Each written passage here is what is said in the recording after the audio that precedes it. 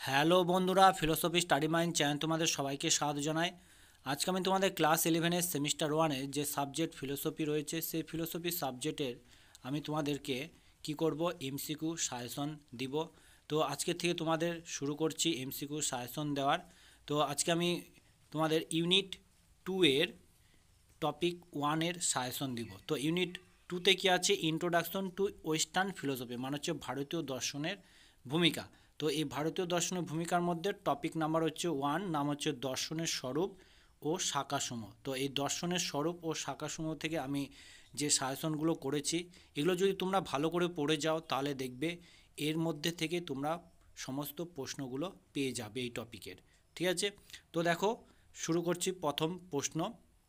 প্রথম প্রশ্নতে কি আছে, 1 নম্বরে ফিলোসফি শব্দটির সর্বপ্রথম ব্যবহার করেন কে ব্যবহার করেন ফিলোসফি শব্দটি? তো এখানে আমি 4টে অপশন নিয়েছি, তোমরা পারলে আমার সাথে সাথে অ্যান্সার দেওয়ার চেষ্টা করো মনে মনে।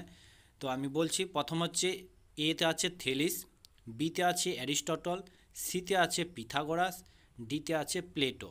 তাহলে এই যে ফিলোসফি শব্দটি সর্বপ্রথম ব্যবহার করেছেন এই 4টে অপশনের মধ্যে একটা অপশন হবে, সেটা হচ্ছে এই পিথাগোরাস, মানে হচ্ছে অপশন সিটা সঠিক অ্যান্সার। ঠিক আছে, ফিলোসফি শব্দটি সর্বপ্রথম ব্যবহার করেছেন পিথাগোরাস। এই যে অ্যান্সার আমি পাশে লিখেছি, দেখো।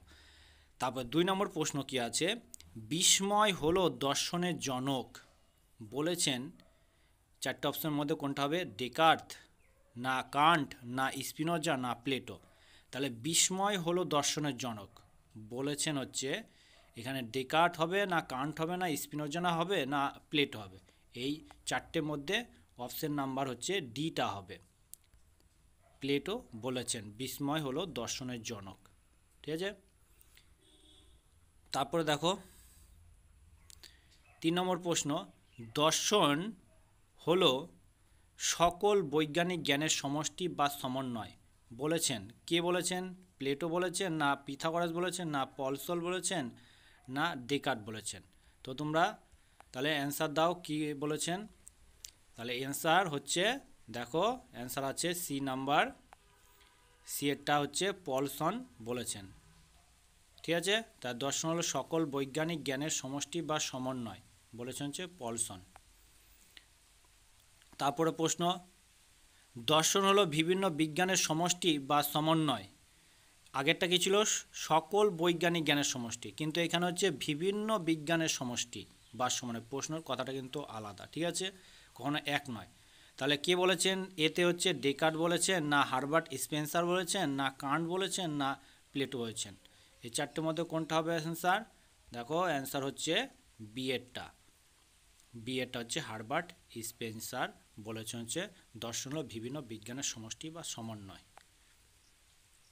তারপরে পরের প্রশ্ন 5 নম্বর প্রশ্ন, খুবই ভালো প্রশ্ন।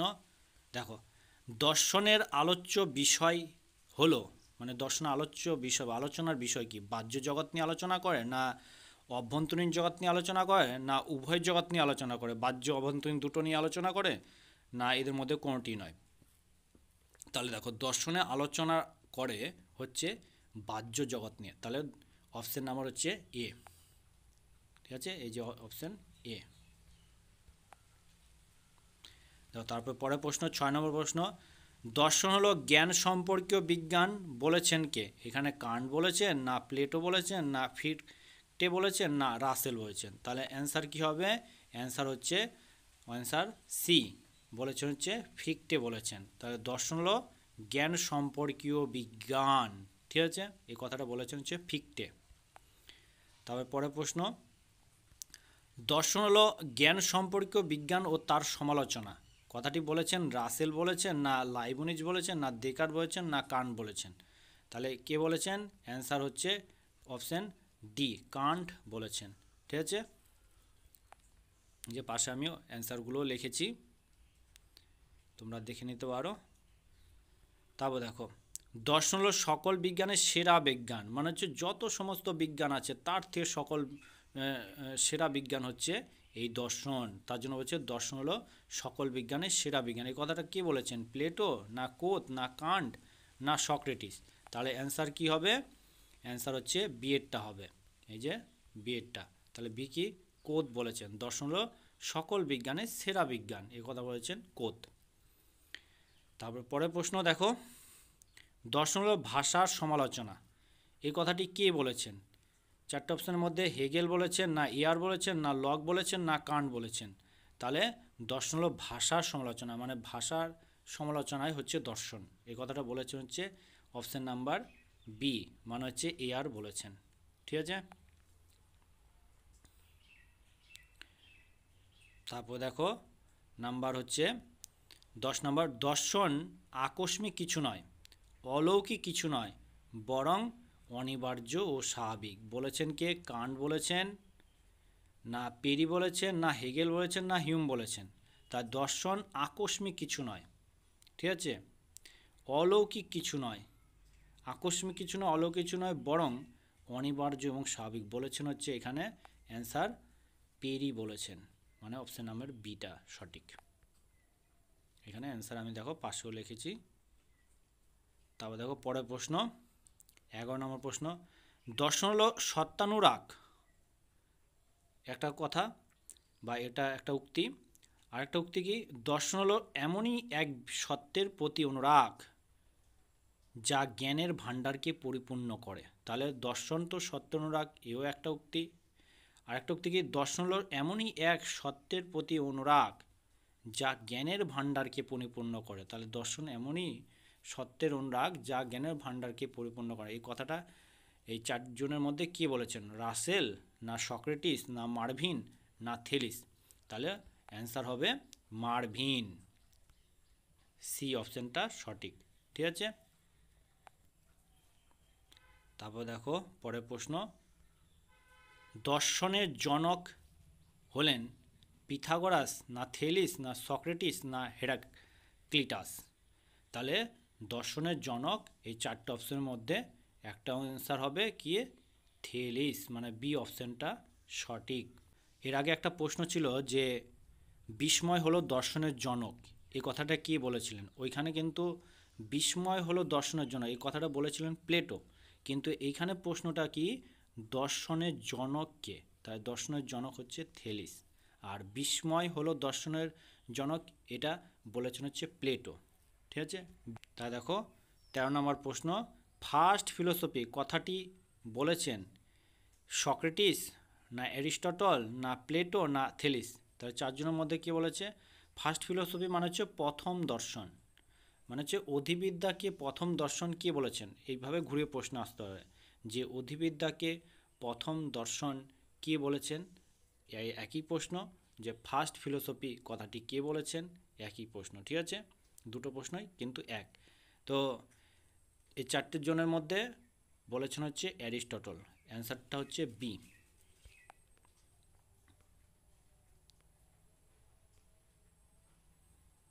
তারপর দেখো দর্শনের যে শাখা দেশ, কাল, ঈশ্বর, আত্মা ইত্যাদি অতীন্দ্রিয় বিষয় নিয়ে আলোচনা করে তাকে বলা হয় জ্ঞানবিদ্যা, তর্কবিদ্যা, রাষ্ট্রদর্শন, অধিবিদ্যা। তাহলে দর্শনের যে শাখা দেশ, কাল, ঈশ্বর, আত্মা এসব নিয়ে আলোচনা করে, তাহলে কি আলোচনা করে?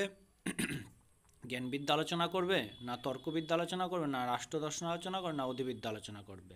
অ্যান্সারটা হবে অধিবিদ্যা, মানে হচ্ছে মেটাফিজিক্স আলোচনা করে। তাহলে অপশন নাম্বার ডিটা সঠিক। ঠিক আছে,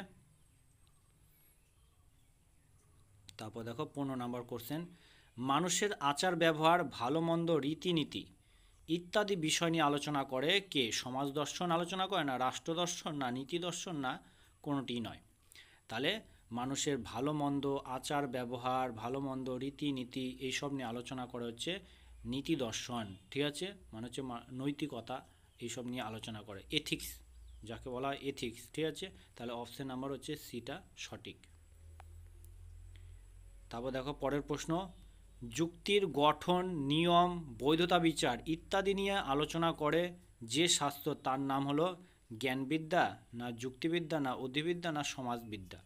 তাহলে যুক্তির গঠন, নিয়ম, বৈধতা, বিচার এগুলো নিয়ে আলোচনা করা হচ্ছে যুক্তিবিদ্যা বা তর্কবিদ্যা, যেটা হচ্ছে ইংরেজি লজিক। ঠিক আছে, তাহলে অপশন নাম্বার হচ্ছে বি সঠিক। তারপরে প্রশ্ন দেখো, দর্শনের যে শাখা সমাজের উৎপত্তি, গঠন, বিকাশ নিয়ে আলোচনা করে, তাহলে দর্শনের যে শাখা কী করে সমাজের উৎপত্তি নিয়ে, গঠন নিয়ে, সমাজে কী করে বিকাশ হবে, এগুলো কোন দর্শন আলোচনা করবে? রাষ্ট্র দর্শন, না জ্ঞান দর্শন, না নীতি দর্শন, না সমাজ দর্শন? তাহলে বলেছে এখানে সমাজের উৎপত্তি, সমাজ উৎপত্তি, গঠন, বিকাশ। তাহলে এখানে সমাজ কথাটা আসছে, তাহলে এই চারটে অপশনের মধ্যে সমাজ কথাটা কে আছে? ডি নম্বর অপশনে। তাহলে ডি মানে হচ্ছে সমাজ দর্শন এই সমাজ উৎপত্তি, গঠন, বিকাশ নিয়ে আলোচনা করে। তারপর দেখো, এথোস শব্দের অর্থ হলো জ্ঞান, ধারণা, বিদ্যা, চরিত্র বা আচার ব্যবহার। তাহলে এথোস শব্দের অর্থ হচ্ছে এখানে চারটের মধ্যে অপশন নাম্বার হচ্ছে ডি, চরিত্র বা আচার ব্যবহার। তারপর দেখো 9 নম্বর প্রশ্ন, লজুস শব্দের অর্থ হলো ব্যবহার, না অপশন নাম্বার বি জ্ঞান, না অপশন নাম্বার সি বিজ্ঞান, না ডি অপশন নাম্বার চিন্তা? তাহলে এখানে অপশন নাম্বার হচ্ছে ডি হচ্ছে সঠিক, চিন্তা। দেখো 20 নম্বর প্রশ্ন কি আছে, মেটাফিজিক্স গ্রন্থটি রচনা করেন কে? হিউম, না প্লেটো, না অ্যারিস্টটল, না কান্ট? তাহলে মেটাফিজিক্স বা অধিবিদ্যা গ্রন্থটি রচনা করেন হচ্ছে অ্যারিস্টটল, মানে হচ্ছে অপশন নাম্বার সি সঠিক অ্যান্সার। তবে দেখো, অ্যারিস্টটল অধিবিদ্যাকে বলেছেন প্রারম্ভিক দর্শন, সামগ্রিক দর্শন, সর্বজনীন দর্শন, সামাজিক দর্শন। তাহলে এর আগে আমি একটা প্রশ্ন তো আলোচনা করেছি, অ্যারিস্টটল অধিবিদ্যাকে বলেছেন বা মেটাফিজিক্সকে বলেছেন কি? ফার্স্ট ফিলোসফি, মনে পড়ছে? তাহলে এখানে ফার্স্ট ফিলোসফি মানে হচ্ছে প্রথম দর্শন, তাহলে প্রথম বলতে এখানে প্রারম্ভিক দর্শন, তাহলে এখানে আছে অপশন প্রারম্ভিক দর্শন, তাহলে অপশন নাম্বার এ সঠিক অ্যান্সার। তারপর দেখো, সমাজ দর্শনের জনক হলেন প্লেটো, হিউম, কোত, স্পিনোজা? তাহলে সমাজ দর্শনের জনক হলো এখানে কোত, অপশন নাম্বার সি সঠিক অ্যান্সার। দেখো 23 নম্বর প্রশ্ন কি আছে, জ্ঞানবিদ্যার প্রবর্তক হলেন কান্ট, প্লেটো, হিউম, এয়ার? তাহলে জ্ঞানবিদ্যার প্রবর্তক বা প্রতিষ্ঠাতা বা জনক হলেন এই চারটে অপশনের মধ্যে কোন অপশনটা সঠিক হবে? অপশনটা সঠিক হবে হচ্ছে অপশন নাম্বার এ। কি আছে অপশন নাম্বার এতে? কান্ট। ঠিক আছে, দেখো পরের প্রশ্ন, আধুনিক দর্শনের জনক হলেন প্লেটো, কান্ট, ডেকার্ট, হিউম? তাহলে কি হবে আধুনিক দর্শনের জনক? আধুনিক দর্শনের জনক হচ্ছে ডেকার্ট, অপশন নাম্বার হচ্ছে সি সঠিক অ্যান্সার। তারপরে যুক্তিবিদ্যা বা লজিকের জনক কে? যুক্তিবিদ্যা বা লজিকের জনক ডেকার্ট, না কান্ট, না প্লেটো, না অ্যারিস্টটল? তাহলে যুক্তিবিদ্যা বা লজিকের জনক হলো অ্যারিস্টটল, অপশন নাম্বার ডি হচ্ছে সঠিক অ্যান্সার। তাহলে 26 নম্বর প্রশ্ন কি, দর্শনের পদ্ধতি হলো বিশুদ্ধ অভিজ্ঞতা, বিশুদ্ধ বুদ্ধি, না সংজ্ঞা, না অভিজ্ঞতা, বিচার, বিশ্লেষণ? তাহলে এই চারটি অপশনের মধ্যে কোন অপশনটা সঠিক হবে? যে দর্শনের পদ্ধতি, দর্শনের পদ্ধতি হচ্ছে অপশন নাম্বার ডি। কি আছে? অভিজ্ঞতা, বিচার, বিশ্লেষণ, অপশন নাম্বার ডিটা হচ্ছে সঠিক অ্যান্সার।